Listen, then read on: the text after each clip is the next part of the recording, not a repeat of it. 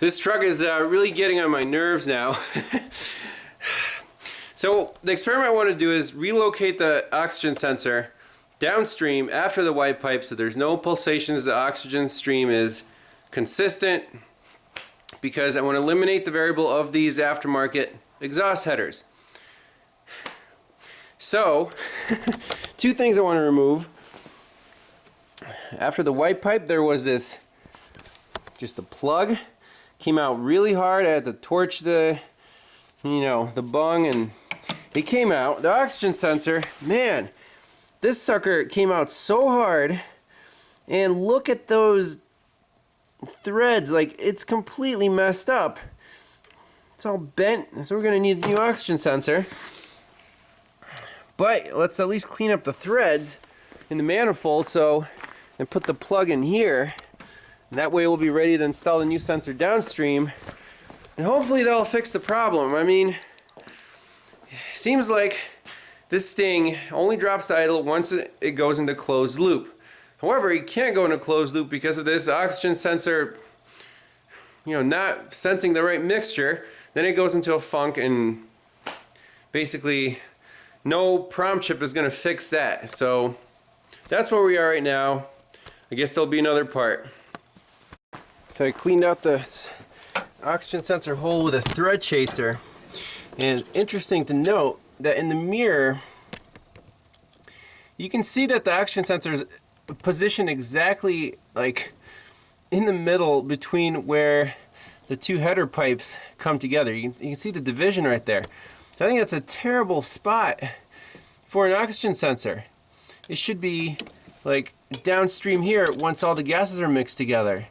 So you're getting pulses of rich and lean and moving and non-moving, and it's just, you can't measure the exhaust stream right at this location. So I really believe we're on the right track. So we're going to install the plug up here, and unfortunately we will need a new oxygen sensor. Hopefully it'll fit downstream. The local parts store had an oxygen sensor in stock, so let's put it in and hopefully, cross your fingers, this is the last possible variable and it'll get the truck fixed. So they had a Denso sensor in stock, and I'm like, you know what? This actually might work out for the better because it has a slimmer body to it than this chunky sensor, and hopefully this will fit better on that downstream pipe because the clearance to the the floorboard's pretty limited. So hopefully this will work out. And obviously we got a new anti-seize packet, sweet. And I want to install the ARJT chip instead of the ASDU chip in the PCM, just because it's a from a 91. So hopefully that chip will work out better. I mean, the ASDUs, they all seem to be doing pretty much the same thing, but let's just put in the one that we think will fit the best, fit the application.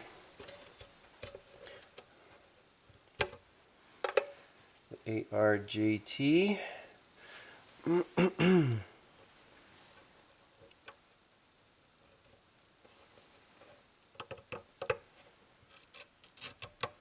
Makes a nice little crunchy sound when you put it in. So we'll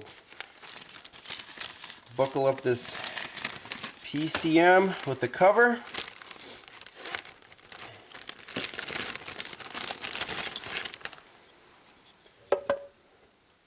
Hopefully that chip will stay there for good, not coming out ever again. So did this truck need a new computer when it really acted up? Possibly. I mean, it runs well with this one. So we don't really know.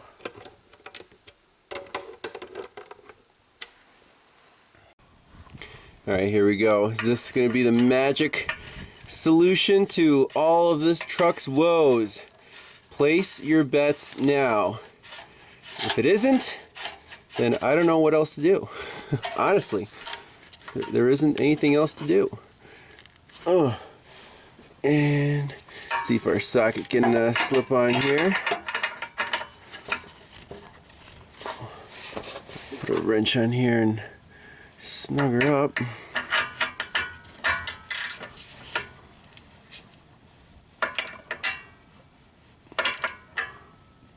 Good enough. Don't want it too tight. I don't want to strip out the threads like we saw in the other one.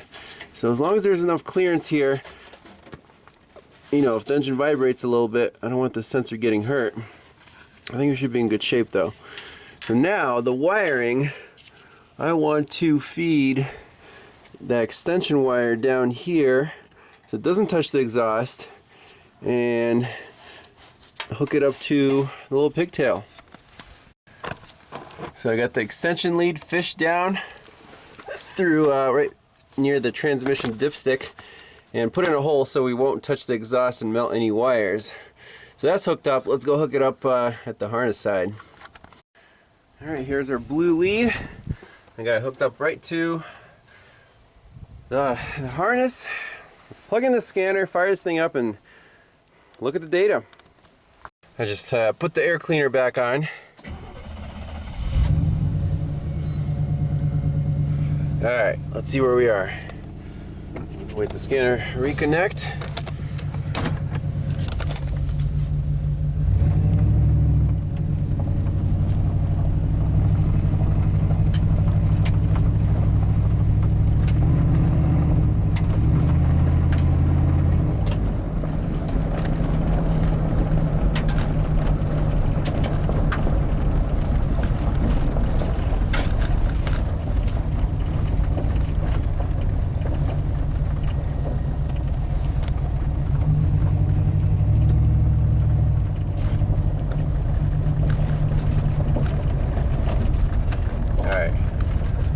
Back in business.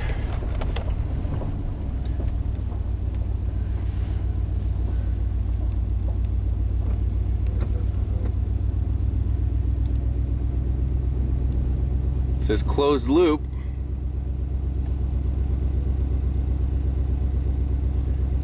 We'll see if our idle drops once our coolant's all the way up.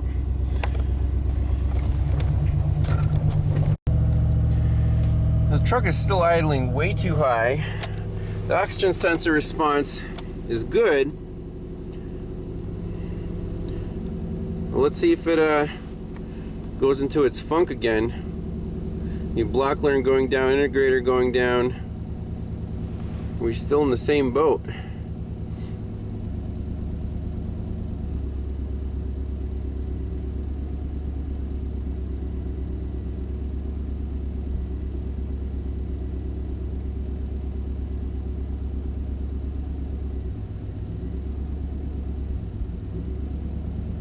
Oh, I feel a little hiccup. Uh-oh.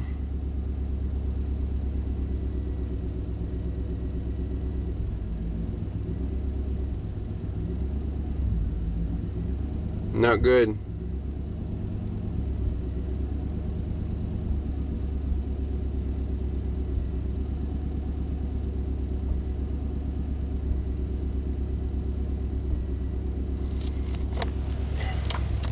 Also keep in mind, the catalytic converter in this thing is gone.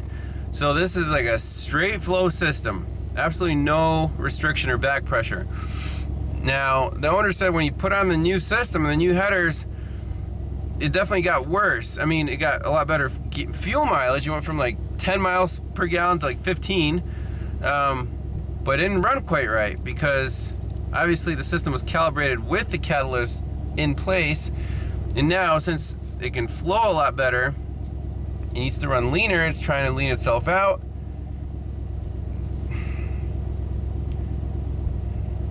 How, you know, this is a really frustrating situation because you want to make it right, but there's no way to turn down the idle. It's programmed. So why is the PCM keeping the idle at like 1,000 RPM? It should be down to, you know, 600. Why is that? What is it looking for? Are there any other inputs? Like coolant temperature? You know, it's at 190. That should be plenty plenty high to get this idle down. I don't know what the strategy is looking for. So the saga continues. I put the original chip back in the computer, the 5-liter chip. The idle is back down to about 850, which is still too high, but that's where it was before. So switching the chips definitely changed the idle speed from 850 to like 1,000. So we went the wrong way. But still, in closed loop, it's doing the stumble, it's taking fuel away. I just can't explain it.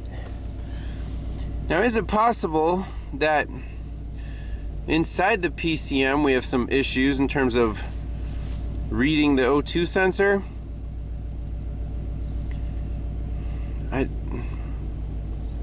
It's nuts. I mean, it's a reman PCM. It's not a brand new PCM. You can't get a new one. And I looked at the traces in there, and they actually look kind of crappy for supposedly a good working PCM. So, another variable.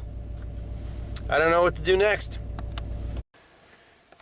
So I popped the PCM cover off, and some of these traces look quite terrible. See if we can get they're like exposed copper on them. There's conformal coatings all over the place, so I don't know if I can trust this computer. Alright, nothing left to do. Last thing I want to check is engine mechanical. I'm going to get out the pressure transducer and make sure this thing is on time, because it runs funny and I don't know, it cranks kind of fast. So I at least want to do a compression check and run it, do like a snap throttle, see what the in-cylinder pressure is, and maybe this thing's off a tooth or something, and you know, it still runs, but it doesn't run right, because we're kind of exhausting all the other options. I really can't believe this is taking this long, but you still got to find the root cause of the problem. Cold start, everything's hooked up.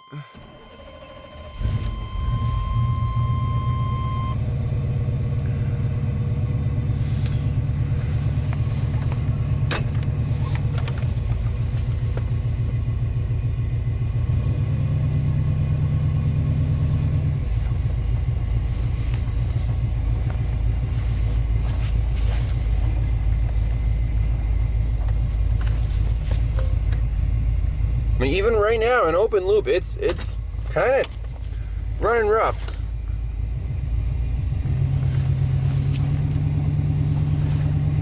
I really think they should have more power and run smoother than this. So we'll let it warm up and then get the Pico out, get some pressure transducers out, do some experiments, hopefully we'll find something interesting. So first thing I want to do is just a regular compression check. The cylinder number 3, easiest to get to.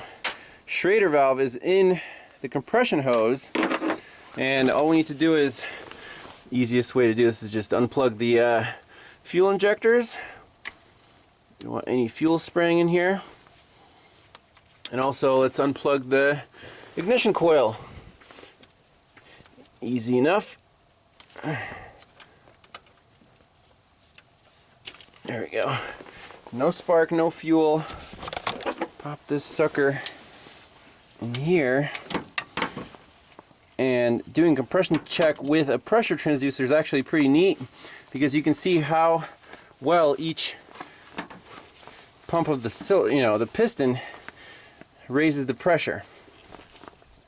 Make sure that's nice and tight. And plug in our 200 psi transducer.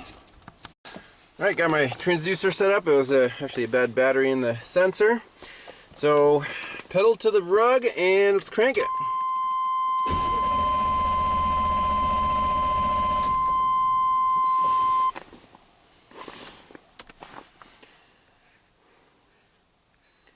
So 1, 2, 3, 4.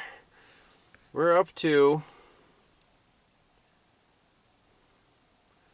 166, and it tops out at about 185.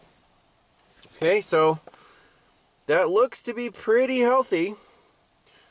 So we'll save this, and then we'll take the Schrader valve out of the hose, actually run the engine, see what the waveform looks like. I want to see if the valves are opening at the right times, just to rule that out. All right, here we go. Crank it up.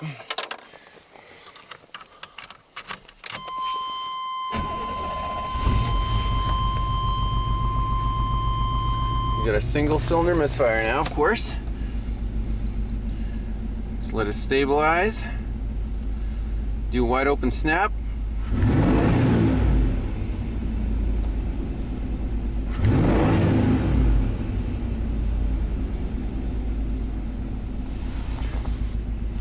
And shut it off. Okay.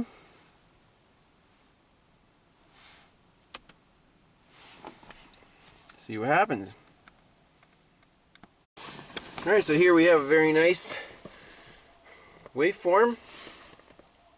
Now the question is this proper? So we have 720 degrees of crank rotation. The exhaust valve opening should be right around here when the pressure starts to go up.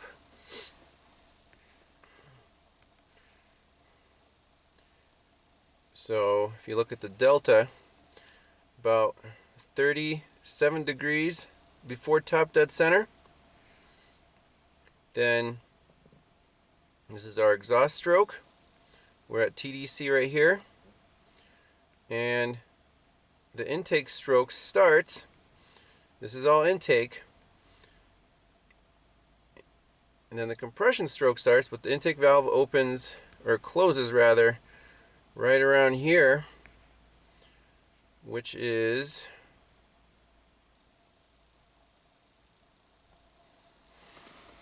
about 60 degrees after top dead center.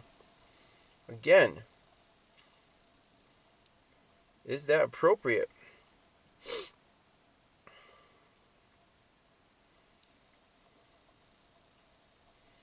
So we can look at, I think in the repair manuals they actually give us the proper intake and exhaust valve opening angles and stuff. I mean, is this camshaft stock? I don't know. I mean, it looks to be in time, but if that duration is wrong, then the mixture could be, you know, it wants a rich mixture, and it'll stumble if it's stoichiometric. Alright, I decided to hook up a second channel, two transducers. One's on the map sensor, the other one's in cylinder. So the intake manifold pressure looks, again, perfectly fine. Right around 20 inches of mercury. This is a snap throttle. It goes to basically atmosphere, comes right back down, nice and steady. No complaints really. If we measure this guy here, about minus 21, which is normal. It's good. So engine mechanical looks spot on. Alright, so the oxygen sensor I put back upstream just to warm up faster and have a better response. And with this O2 sensor, it seems to be running better than with the original one, just because it's a little more responsive. And like right now, it's happy. We're in gear. We're at 850 RPM.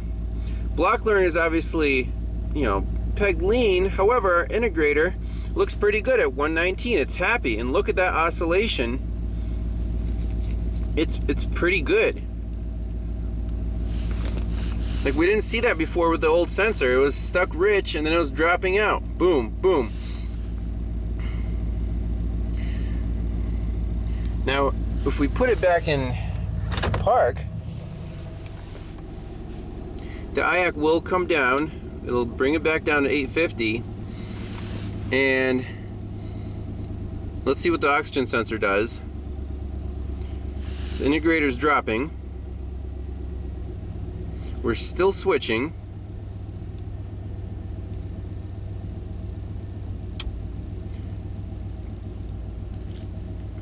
So not too bad. We're still in fuel control, and it's not doing the hiccup that much at all. We're not seeing the crazy ramps up and down, up and down. It has great throttle response.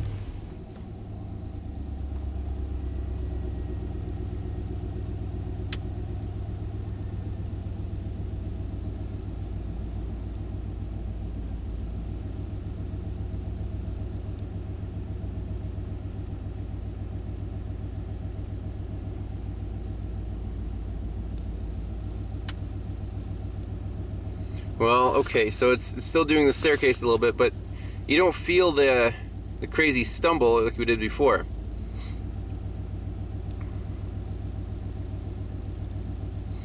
So, okay, so the truck's not perfect, but it's better. And the only change from when it came in to right now is a new oxygen sensor. And that's kind of where we started with all this. Will it ever be perfect? Well, I don't think so, because the truck was designed to run with the emissions devices that it had originally. Catalytic converter, the stock exhaust manifolds, and if there's no back pressure at all, then stuff's not quite like it was when the truck was calibrated, brand new, you know, with the original chip. So, short of tuning this thing, I don't know how you would. You probably custom tune it, program a chip with a TBI. It wouldn't make it run, you know, this is as good as it's gonna get. And hopefully the owner is okay with that. He just wants the truck to be reliable and run well. So if it has a slight little problem at idle, I think he just might have to live with that. And even though he brought it here because of, he wasn't sure his truck was reliable. When we put it back in gear, you know, the RPMs climb back up to 850. Again, is that because of the poor fuel control? That's the only explanation I have, is this PCM is just trying to get it to 128, and if it's not, it'll raise the idle up. It won't go back to like 600 like it should. And I'm not sure why the other chips didn't bring the idle down at all. It was up to like 1,000. So, you know, when it's in gear, it's fairly happy. You know, integrator's right at 120, and we're oscillating on the O2, and it's not doing the hiccup thing. So, unfortunately, we can't make this truck perfect. And, you know, how do you charge the customer for that? We made it better, okay, and it's reliable. We checked everything. It is spot on. I don't know. A lot of hours went into this, but if you didn't make the truck perfect, you can't charge the full time, if you know what I'm saying. So anyways, I think we're gonna leave it at that. There's not much else I can do. And I don't know, we could tell them to put the catalytic converter back on or something. But thanks a lot for watching. Merry Christmas, everyone. I know it's gonna be like 6 or 7 parts of this thing, but appreciate you guys watching, and looking forward to the new year. Have a good one. Bye-bye.